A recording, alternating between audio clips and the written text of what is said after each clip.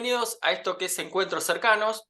Hoy estoy con alguien que desde hace un tiempo lo venía siguiendo y en estos días le mandé la invitación, él accedió enseguida. Es León de Guatemala. Él es investigador, ufólogo, y nos va a narrar, nos va a contar un poco de la... Yo más o menos lo sabía por arriba, pero él lo va a contar mejor, de una oleada que hubo en el 88 que coincidió con una oleada importante en Europa, específicamente en Bélgica. Pero bueno, León, desde Guatemala, mil gracias por este contacto y el momento es tuyo. ¿Qué tal, Gustavo? Pues un gusto saludarte, un gusto saludar a toda tu audiencia y realmente pues es importante que hagamos estos lazos, ¿verdad? Guatemala y Argentina y toda Latinoamérica, de hecho, porque estamos tratando de buscar estos espacios, hablar con los hermanos latinoamericanos, ver que no es un fenómeno local, es un fenómeno continental y que obviamente pues aquí también en Guatemala se han dado cosas interesantes. Uh-huh. Vos me dijiste una oleada. Bueno, yo en realidad miro todos los avistamientos que hay en Centroamérica y no todo pasa en México. Y hay un par de volcanes interesantes en Guatemala, que Guatemala, dicho sea de paso, también forma parte del cinturón de fuego. Somos parte del cinturón de fuego del Pacífico, pero al mismo tiempo somos parte del arco volcánico que está en Centroamérica, que son volcanes que empiezan desde el sur de México hasta Costa Rica. Aquí en Guatemala son 32 volcanes, de los 32 son 3 que están activos en este momento, el Pacaya, el Santiaguito y el Volcán de Fuego. Yo estoy viviendo ahorita muy cerca del Volcán de Fuego, estoy a escasos 8 kilómetros del cono. Espero en algún momento compartirte material para que lo publiques en tu página y que sepas de qué estoy hablando. Estamos muy cerca. En 2018 hubo una erupción muy fuerte, lamentablemente hubo pérdidas humanas, pero Y llegó acá. ha habido mucha actividad ovni cerca de este volcán, incluso en el mes de marzo, si mal no recuerdo, hubo un objeto que venía como paralelo a la costa de Guatemala, se empieza a acercar al cráter del volcán y de una forma muy impresionante empezamos a tener esa visión por medio de la cámara nocturna que el objeto aparentemente empieza a absorber energía del magma que está saliendo del volcán. Y en ese momento es donde el objeto absorbe energía, se vuelve más incandescente y asciende hacia el espacio. Es algo impresionante. Te prometo que te lo comparto en cuanto terminemos la grabación, pero Bueno, realmente que es interesante todo lo que ha pasado, más que todo cerca de estos volcanes, como te comento. dale. Vos antes de empezar a grabar, me hablabas de la gran oleada que coincidió con Europa, Bélgica específicamente. ¿Qué pasó ese año en Guatemala? En el año 88, bueno, Guatemala nunca ha sido un punto caliente de aparición de ovnis. ¿No? A pesar de los No, volcanes, ¿no? no. A pesar de los volcanes, nunca hemos tenido. Es curioso porque en el año 64 nosotros aquí empezamos a vivir un conflicto armado interno, Mm, algo así como una guerra civil. sí, sí. Entonces empiezan los años de represión, muy parecido a lo que vivieron ustedes en Argentina. Entonces, el pensar diferente, el hablar de este tipo de temas era motivo de persecución, era motivo de que pues te iban a buscar a tu casa y obviamente el peor escenario posible. No aparecías de vuelta. Entonces, hablar de todo esto, de situaciones paranormales, hablar de ovnis era un poquito difícil. Pues bien, a lo largo de los años se fueron dando ciertos investigadores que estudiaron el tema. Lamentablemente ya todos estos investigadores tienen alrededor de los 80, 90 años y ya se ha perdido varias generaciones desde ellos hasta acá. Yo actualmente tengo 40 años y pues básicamente es personas que me doblan la edad. Entonces es tomar la estafeta de ellos. Entonces, para cuando se da el gran evento de 1988 aquí en Guatemala, se empiezan a ver orbes, luces en la parte, en parte de la noche, y se empiezan a ver discos, naves de forma de disco y también de apariencia metálica en el cielo, específicamente del oriente de Guatemala, lo que estamos más pegado hacia el Atlántico de Guatemala, porque Guatemala tiene salida a los dos océanos, Sí, sí, sí. el Pacífico y el Atlántico. Entonces, toda esa región empezó a ser visitada. Lo curioso del caso, Gustavo, es de que el Ministerio de Gobernación, que aquí es, digamos, la autoridad de la policía, tenía conocimiento de esto, el Ministerio de la Defensa también. Entonces, hay relatos acerca de que los fines de semana, las familias aquí en Guatemala tomaban como viaje ir a una carretera que estaba paralela a esta vía y veían los ovnis a cualquier hora del día. Se ¿A toda detenían en la hora? vía a El toda hora. avistamiento. Ah, mira. Habían avistamientos a toda hora. El Ministerio de Gobernación y la policía trataban de, pues, desviar la atención de esto y decían que eran naves de ilícitos, ¿verdad? Algún tipo de trasiego de narcotráfico, Ujú. cosa que era muy difícil de creer para las personas que tenían un pensamiento crítico porque, pues, obviamente sabíamos que no eran avionetas, no eran aviones, sino que eran naves o objetos que no tenían una forma definida. Hay un doctor aquí en Guatemala que es el doctor Oscar Padilla Lara, a quien eventualmente le voy a compartir este video y que le saludo con una más alta estima. Él ha sido quien, incluso aquí en Guatemala, formuló la enciclopedia ufológica de Guatemala. Él hizo un compendio de todos los casos de ovnis de aquí de Guatemala desde, desde la venida de los españoles. O sea, le dejó un legado. Dejó un legado. Incluso él ha ido, es de esas personas que iba a la Hemeroteca Nacional y empezaba a buscar todos los artículos acerca del avistamiento de ovnis. Él fue una de esas personas a quien el ejército y la policía convocó para investigar estos casos. Casos muy impresionantes, casos donde, como te digo, hubo avistamientos de día, de noche, e incluso en ese lugar que te comento, que es el Departamento del Progreso aquí en Guatemala, hay una industria muy grande que es la de Cementos Progreso y que es una cementera pues muy grande, es un monstruo de industria porque importa cemento a varios lugares de Latinoamérica, pero ahí tienen una planta de cemento donde en una de estas ocasiones hubo un aterrizaje.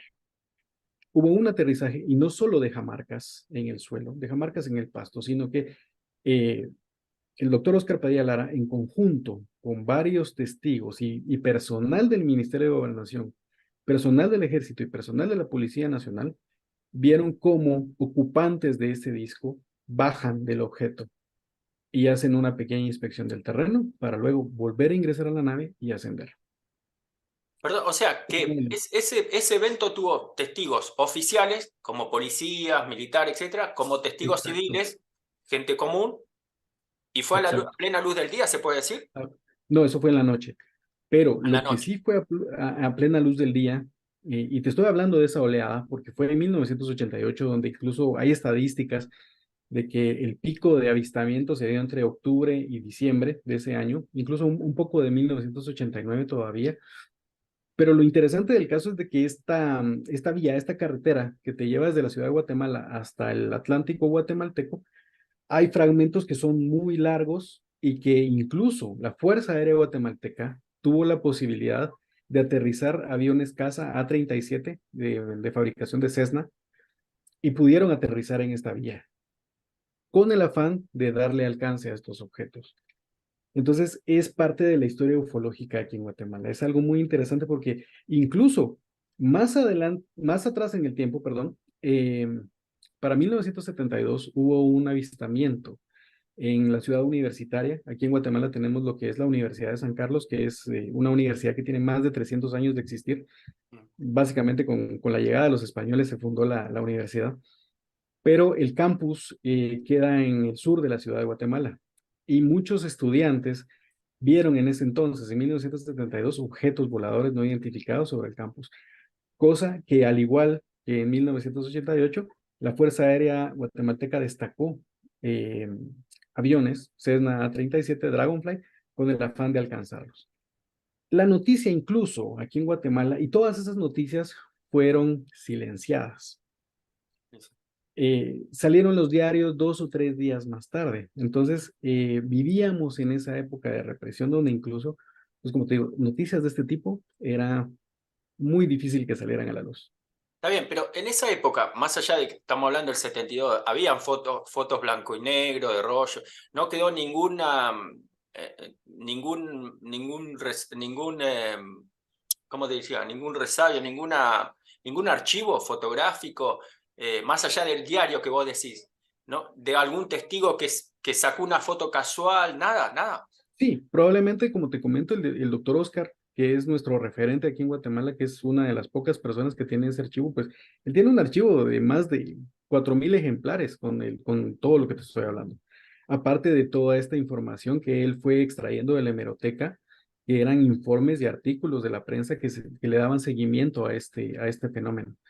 Entonces, sí hay una base. Lamentablemente, como te digo, pues hasta cierto punto es privado porque es del doctor Oscar y al mismo tiempo, pues los informes que están en la prensa nacional por parte de la hemeroteca, que fue archivada en la Biblioteca Nacional. Hay que tener en cuenta que Guatemala es en lo que en su momento fue territorio maya. O sea, no solo abarca México, sino Guatemala también. Correcto. Y si los mayas tenían contacto con los dioses que venían del cielo y que hicieron esas pirámides y todo eso, es raro que no haya ese avistamiento tan fluido como hay en México, en Chile, en Perú. Hoy por hoy, Claro, ¿cómo es el porcentaje de avistamiento con respecto, no te digo de Soleada, en general, con respecto a otros países? ¿Se ven, la gente habla, hay fotografías? ¿Hay algún es volcán tipo Popocatépetl que es bien algo, un volcán guatemalteco que tenga esa atracción de ovnis? la incidencia de avistamientos en Guatemala, como te lo comento, es muy baja, pero no quiere decir que no exista.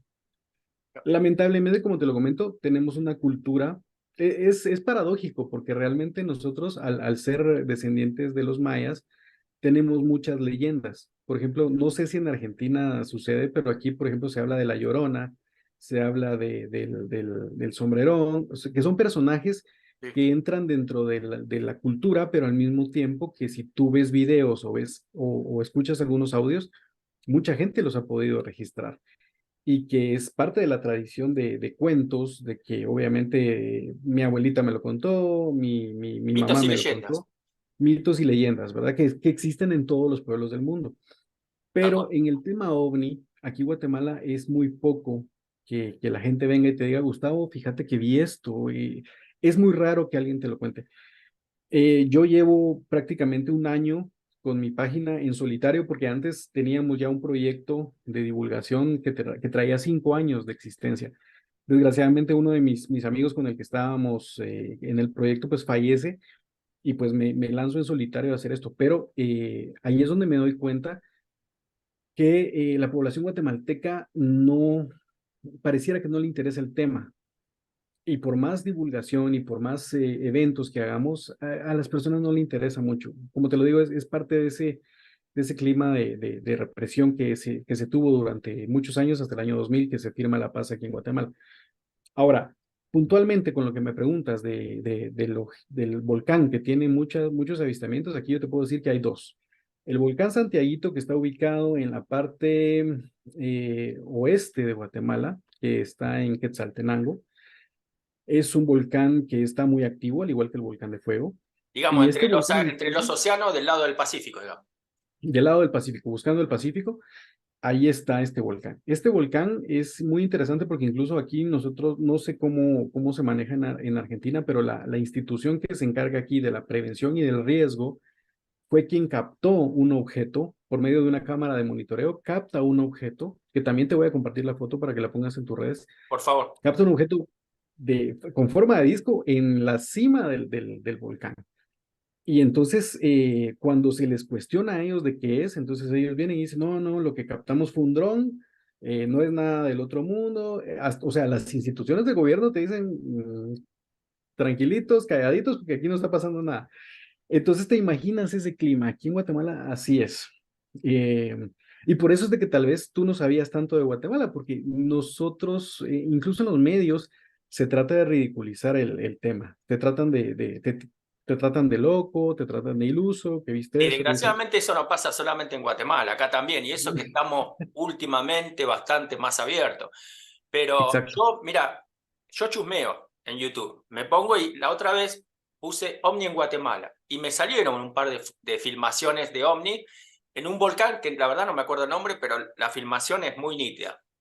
Bueno, de tanto buscar te encontré a vos y dije, este muchacho algo me tiene que contar. por suerte estamos hablando y lo que yo te agradezco es que te hayas arremangado y le hayas puesto onda a esto que tiene que dejar de ser tabú y que ustedes son un país con una historia tan rica, tan linda, que son para mí, con México y Perú, la cuna de la humanidad. ¿Por qué? Porque ahí estuvieron los mayas, con contactos con seres que no eran de acá. Y eso es, hay que reconocerlo de una buena vez.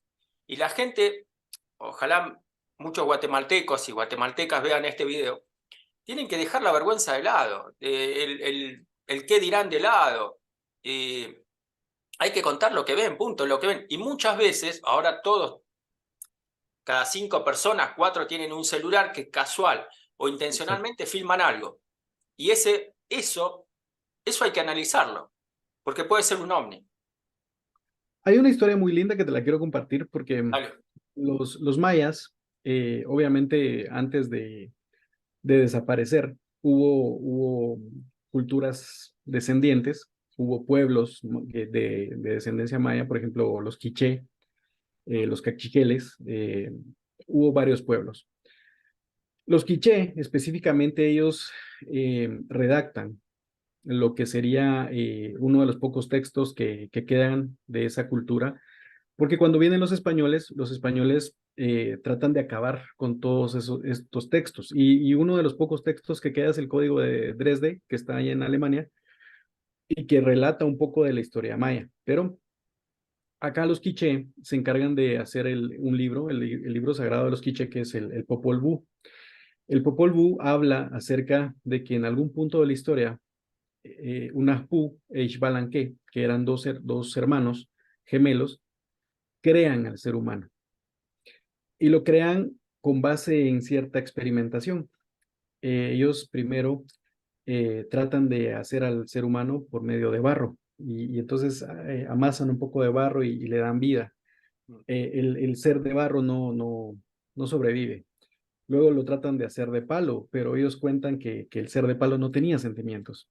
Y luego de varias investigaciones y varias experimentación, ellos se topan con que el único ser que sobrevive es el hombre de maíz, el hombre hecho de maíz. Entonces, es una historia romántica muy bonita y muy linda, pero me trae a mí el recuerdo de lo que se escucha acerca de los Anunnaki, la historia de la creación allá en Sumeria, todo ese tema de la experimentación genética y todo. Entonces, como lo que tú dices es muy cierto, o sea, el contexto local aquí en Guatemala también es muy interesante porque tenemos esa conexión. ¿Cómo es posible que en Sumeria se hable de Enki y Enlil como los creadores de la raza humana y aquí Unahpue y Xbalanque son los creadores de la raza humana y que también hicieron cierta experimentación genética para lograr dar con el Homo sapiens? Entonces, Que también eran 2 hermanos.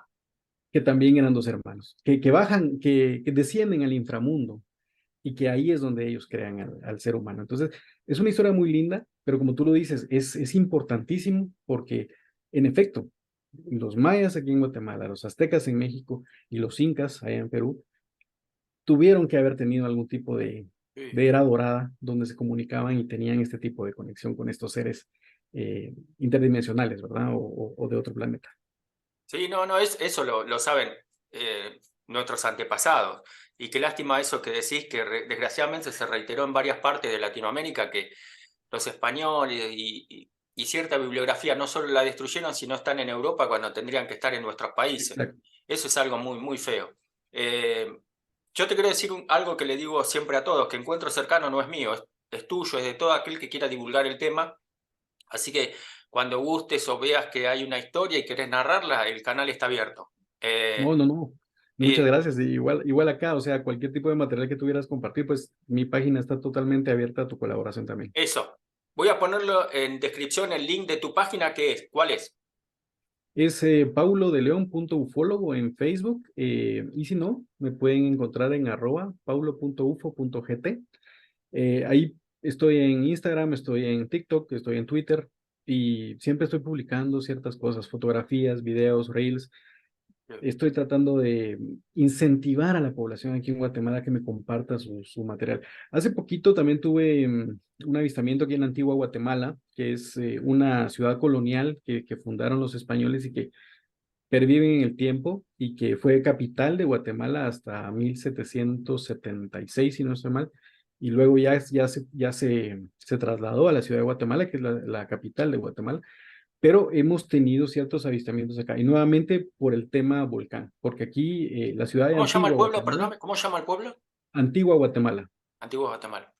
sí, la ciudad de Antigua está rodeada de tres volcanes, el volcán de agua, que también se le llama volcán Unahú, igual que la leyenda de Unahú e Xbalanque.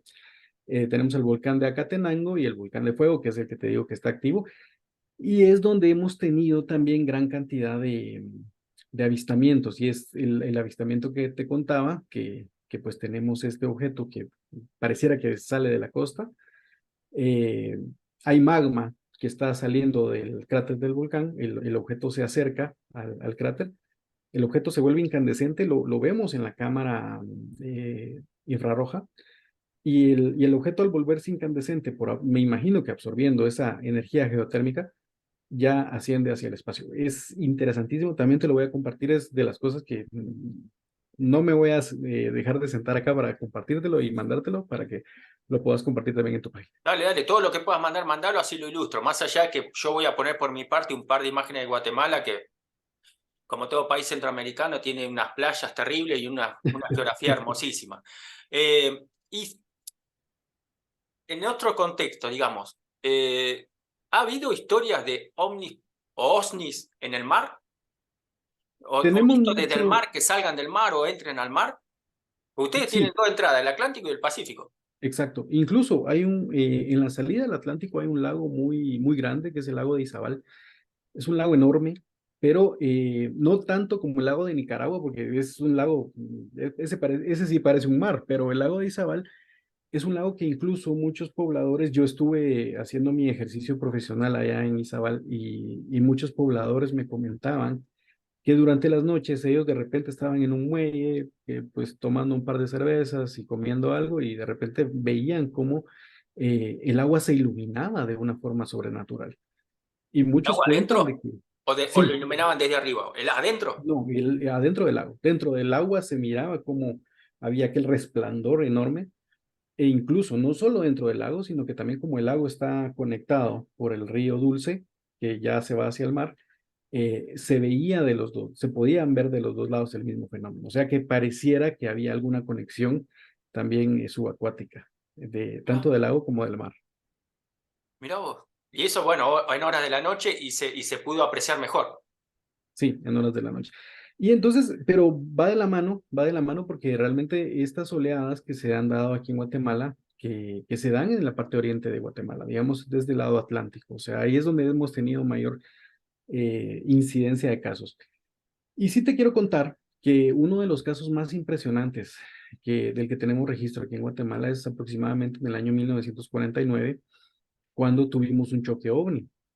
En 1949 hay una región de Guatemala que se llama Mataquescuintla, es en el departamento de Jalapa. En Jalapa, pues es también de ese lado del país, al este del país, es en el Atlántico. Y en Jalapa, te estoy hablando de 1949, pues eran zonas rurales todavía y no había mucho desarrollo.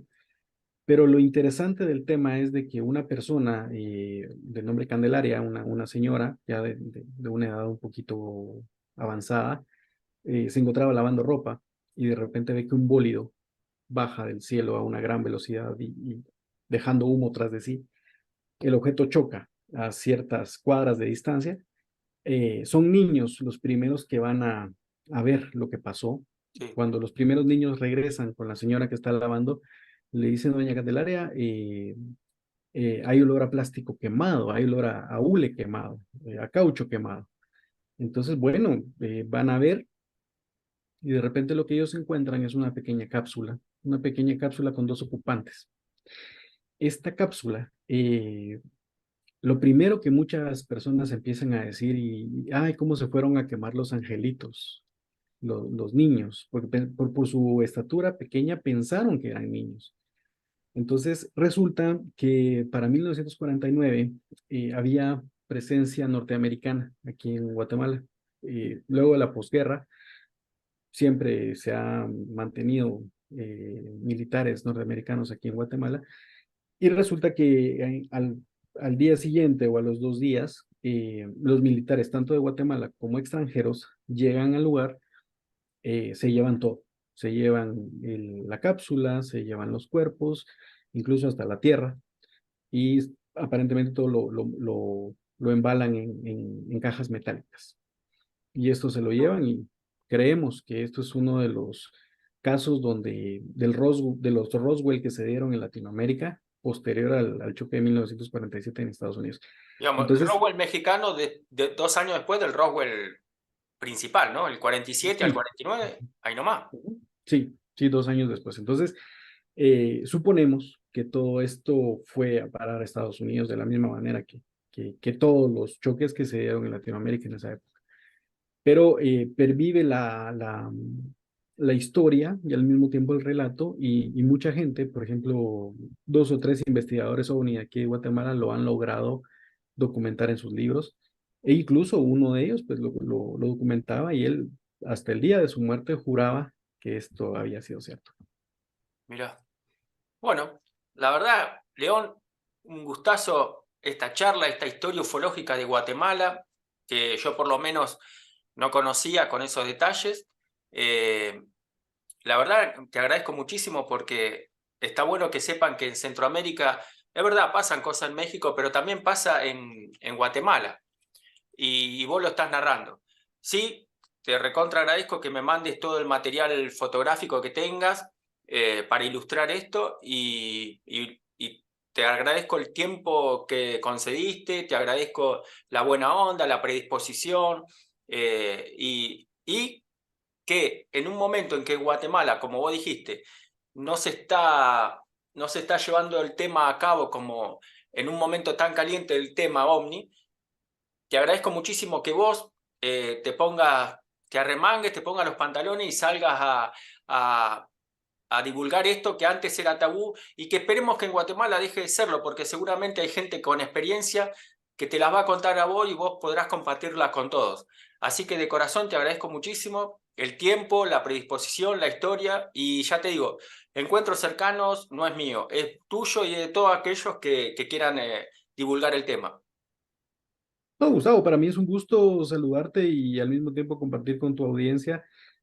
Guatemala tiene un gremio ufológico muy pequeño, porque te digo, realmente, aparte de los señores que ya tienen sus años de estudiar esto, ya de nuestra edad, pues estaremos hablando de unas 5, 8 personas y mucho, y realmente pues no es un gremio muy grande que estamos aquí tratando de divulgar el tema aunque se nos cierran los espacios, porque muchas veces queremos hacer un café ovni, queremos hacer algún tipo de actividad, pues, Alguna mucha gente juntada, todavía sí, una juntada, o mira que tomémonos a tomar tomemos un café y hablamos de todo esto, un café es ufológico. bien difícil, es muy difícil, entonces tratamos de hacer eso, pero incluso hasta las mismas personas, los mismos dueños de las cafeterías te dicen, no, a mí no me interesa que hables de eso, y bueno, entonces cuesta un poquito, pero eso no nos desvía del objetivo principal, que es pues tratar de divulgar el tema y sobre todo que sepan que también Guatemala tiene su historia.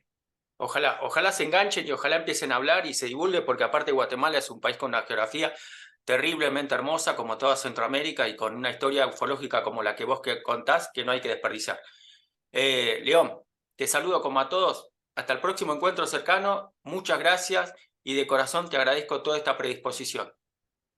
Sabes que me tenés a tus órdenes, Gustavo, es un gusto saludarte, un gusto pues compartir con tu gente, al mismo tiempo pues te mando un abrazo y también te quiero hacer parte, acá estamos tratando de formar un grupo, estoy poco a poco haciéndoles las consultas si quieren formar parte de él, que quisiéramos hacer la red latinoamericana de ufología, así que desde ya te voy a poner como contacto en Argentina y pues de una vez estamos, cualquier noticia, cualquier fotografía que nos quieras compartir, pues ahí vamos a estar haciendo un grupo tal vez de WhatsApp, de Telegram, para que estemos en contacto y pues como siempre quedo a tus órdenes.